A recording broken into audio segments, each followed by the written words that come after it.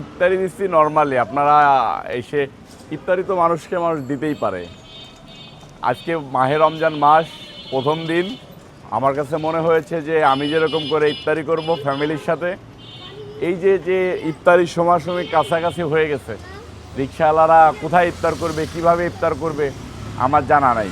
পথের অনেক মানুষ আছে যারা কিভাবে ইফতারি করবে আমার জানা নাই।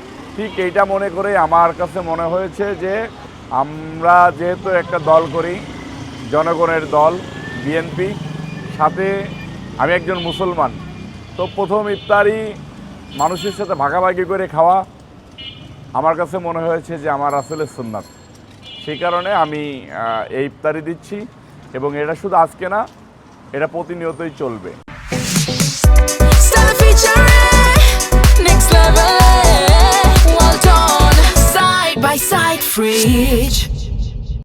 আমাদের নেতা বিএনপির চেয়ারম্যান, নবনির্বাচিত প্রধানমন্ত্রী, উনি 2 দিন অফিস করেছেন, আজকে কালকে। প্রথম দিন অফিসেই বলেছেন যে সেহরি এবং ইফতারির সময় বিদ্যুৎ নিরবিচ্ছিন্ন থাকবে। সাথে সংশ্লিষ্ট মন্ত্রণালয় আমাদেরকে বলেছে যে দ্রব্যমূল্য 100% নিয়ন্ত্রণে রাখতে হবে, এবং কোনো প্রকার কোনো কালোবাজারিদেরকে চুল পরিমাণ কোনো ছাড় দেওয়া যাবে না।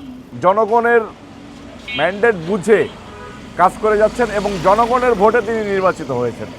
তো আমরা প্রথম 2 দিন গেল, আমরা জনগণের সরকারের ভালো কিছু দিক দেখতেছি। ইনশাল্লাহ ভবিষ্যতে এটা আরও 6 মাস গেলে বিচার বিশ্লেষণ করা যাবে সরকার ভালো চলতেছে না খারাপ চলতেছে। আমরা জনগণের মানুষ, আমরা জনগণের মনোভাব বুঝেই কাজ করবো ইনশাল্লাহ।